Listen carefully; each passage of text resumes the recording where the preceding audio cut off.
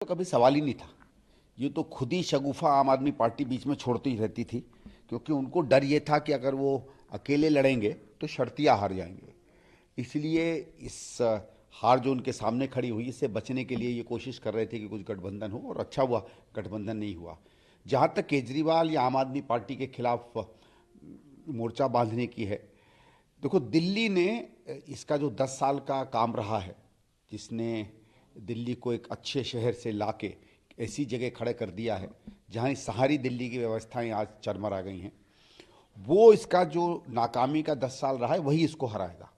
हमारा अब काम या हमारा कर्तव्य ये रहेगा या हमारी रणनीति ये रहेगी कि इससे जो निराश और नाराज़ जो वोटर है वो हमारी तरह आकर्षित हो।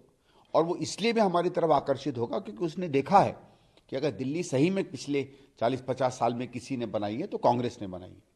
तो हमारा जो अतीत है, वो हमारा जो भूतकाल रहा, अतीत रहा, वो बहुत स्वर्णिम रहा है। और उसी को अगर हम आने वाले दिल्ली के वायदों से जोड़ेंगे तो ये जो निराश और नाराज वोटर है ये हमारी तरफ स्वतः चला आएगा। किसी पार्टी का मतदाता हो, जब आम आदमी पार्टी के कामकाज की तुलना होती है तो शीला जी का नाम आता है, या तो शीला जी का दिल्ली या अरविंद केजरीवाल का दिल्ली।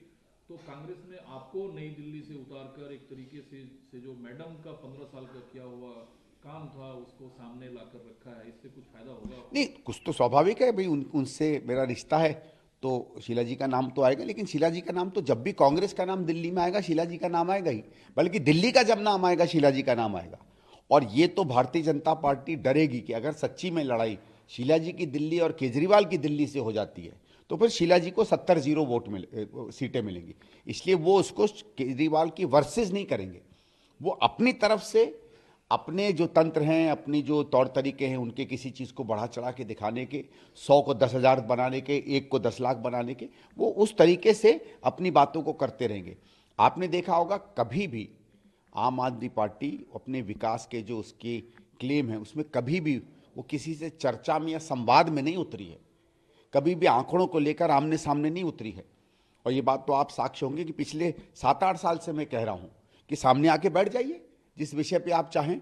जहां आपने उपलब्धि की होगी मैं मान जाऊंगा, और जहां आपने उपलब्धि नहीं की होगी मैं आपको मनवा लूंगा कि आप फेल थे। उन्होंने अपने हालिया बयान में कहा कि हाँ, ये मानता हूं कि 2-3 काम मेरे से नहीं हुए जो बाकी है।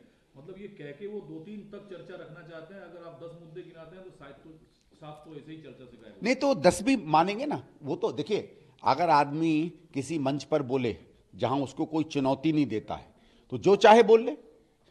ये तो करते ही ऐसा है ना कि ऐसे ही मंचों पे जाते हैं जहां इनको चुनौती नहीं दी जाती है। हम लोग तो कहते हैं ना कि भाई चुनाव के आते आते आप सिंगल मंच कैसे किसी बड़े नेता को दे सकते हो? संवाद में बुलाओ ना, चर्चा में बुलाओ ना, उनको रखो सामने जो तथ्य सामने रख सकते हैं। तब 3 क्या, मुश्किल से ये 3 उपलब्धि गिनवा पाएंगे। बाकी 20, 25, 30 की जो लिस्ट है, या आपको याद होगा 2014 में इन्होंने 70 वायदे किए थे, याद है आपको? अभी हम लोगों ने फिलहाल हाल ही में निकाली थी, 70 में से 5 या 6 वायदे इनके पूरे हुए थे। तो ये तो इनका हाल है कि 10% भी अचीवमेंट नहीं ला पाए हैं। तो एक ज़माने में हमारे यहाँ होता था ना कि साहब वो क्या कहते हैं, जमानत जब्त हो गई, तो इनकी जमानत जब्त होने से भी ज़्यादा बुरा हाल है भाई, इनके तो 10% भी नंबर नहीं आए हैं। लेकिन ठीक है, लॉ एंड ऑर्डर केंद्र सरकार के हाथ में है। लेकिन अरविंद केजरीवाल जिस तरीके से पहले बतौर मुख्यमंत्री और अब पार्टी प्रमुख होने के नाते लॉ एंड ऑर्डर का ठीकरा सीधे केंद्र सरकार पर फोड़ते हैं, तो क्या अपनी छवि को वो सेव कर रहे हैं, बचाने की कोशिश नहीं कर रहे देखो, हैं? क्योंकि वो मुद्दे पे तो कभी बात ही नहीं करेंगे ना, क्योंकि लॉ एंड ऑर्डर दिल्ली सरकार का मुद्दा नहीं है। जैसे ही आप चर्चा लॉ एंड ऑर्डर पे लाओगे दिल्ली सरकार बच जाएगी। आपको याद है इन्होंने कहा था कि मेरी एमसीडी आते ही कूड़े के ढेर 6 महीने में खत्म कर दूंगा। आज शायद वो ढेर कुछ नहीं तो 25-25, 30-30% बढ़ गए हैं। उसकी बात तो बिल्कुल नहीं करेंगे। वो मुद्दा नहीं बना पाते हैं ना। हम मुद्दा कैसे, सिर्फ हम ही लोग थोड़ी है जो मुद्दा बनाते हैं, मीडिया का भी तो काम होता है ना, औरों का भी तो काम होता है ना मुद्दा बनाना, केवल हमारा थोड़ी काम होता है मुद्दा बनाना। हम तो मुद्दा सामने रख सकते हैं। मैं तो कितनी बार कह रहा हूं कि दिल्ली में जो बिगड़ती हालत है नालों की, खड़ंजों की, सॉलिड वेस्ट की, कूड़ेदानों की, कूड़ेदानों की, उस पर कोई चर्चा नहीं कर रहा, कोई करता नहीं है। वो तो विवश होकर दिल्ली में, क्योंकि कुछ दिनों तक बहुत खराब हालत रही, हवा की पोल्यूशन की बात चली। आज क्योंकि पोल्यूशन कम हो गया है इसलिए वो चर्चा से गायब हो गया। ऐसा नहीं है कोई कि अभी हवा सेफ है। बीच में सडनली छठ पूजा आई तो गंगा जी सबको, जमुना जी सबको गंदी दिखने लगी, अब वो भी चर्चा से निकल गया।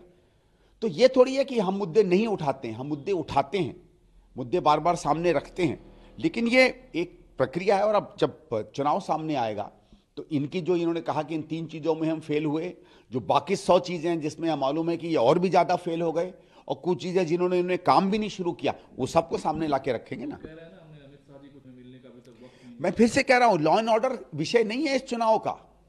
लॉ एंड ऑर्डर का चुनाव का विषय 6 महीने पहले था, जब लोकसभा का चुनाव था। उसमें हमारे अपेक्षा के अनुकूल लोगों ने वोट दिया हो नहीं दिया वो अलग बात है, वो बात खत्म हो गई। और ये तो केजरीवाल स्वयं मानते थे कि दिल्ली सरकार का भी कुछ ना कुछ हस्तक्षेप होना चाहिए। जब शीला जी पर उन्होंने उंगली उठाई थी निर्भय कांड में, तो कहा था कि ये लाचार मुख्यमंत्री हैं, मैं जब आऊंगा तब देखना। तो आपने तो खुद कहा था, तो आप तो भागीदार बन जाओगे ना लॉ एंड ऑर्डर में। लेकिन मैं उन पर वो उंगली नहीं उठा रहा हूं, क्योंकि मैं इनकी तरह झूठा नहीं बोलूंगा कि जो दिल्ली सरकार की जिम्मेवारी नहीं उस पर मैं दिल्ली सरकार पर उंगली उठाऊं। पार्टी ने केजरीवाल साहब के सामने आपको उतार के पूरे चुनाव का एक नैरेटिव चेंज कर दिया, एक सीरियस कैंडिडेट, एक नेम फेम वाला कैंडिडेट जो पूर्व मुख्यमंत्री के पुत्र हैं, और भाजपा की तरफ से कहा जा रहा है कि प्रवेश वर्मा उम्मीदवार हो सकता है। तो क्या इस त्रिकोणीय मुकाबले में शीला जी का जो दिल्ली था और उनके ऊपर जो तोहमत लगे, केजरीवाल साहब आए, वो जनता याद रखेगी इस बार? नहीं, देखिए, वो कह नहीं सकते जनता किस चुनाव में कौन से मुद्दे पर वोट करती है, ये तो बाद में पता चलता है। लेकिन इतना मुझे मालूम है कि इस समय दिल्ली की जनता विकास के नाम पर कराह रही है। दर्द है लोगों में, बातचीत इसकी हो रही है, स्वतः बातचीत हो रही है, राजनीतिक लोगों के साथ भी हो रही है, सामान्य लोगों के आपस में बातचीत हो रही है, विकास की, हर तरह के विकास की बात हो रही है।